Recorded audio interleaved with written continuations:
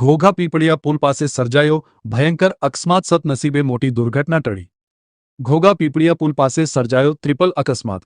ઘોઘા પીપળિયા પુલ પાસે eco car, વરના car અને ગાય વચ્ચે સર્જાયો ટ્રિપલ અકસ્માત. આ અકસ્માત સર્જાતા ઇકો કાર અને વરના કાર ચાલકને પહોંચી નાની મોટી ઇજાઓ. આ અકસ્માતમાં ઇજાગ્રસ્તોને તાત્કાલિક 108 મારફતે હોસ્પિટલ ખાતે લઈ જવામાં આવ્યા હતા.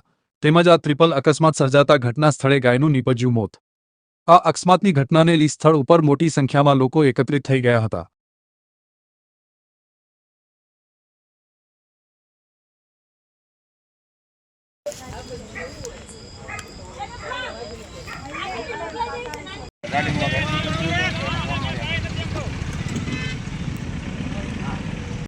મારી ચલા 12 થી 13 લખી નાખ્યો ઓલામાં.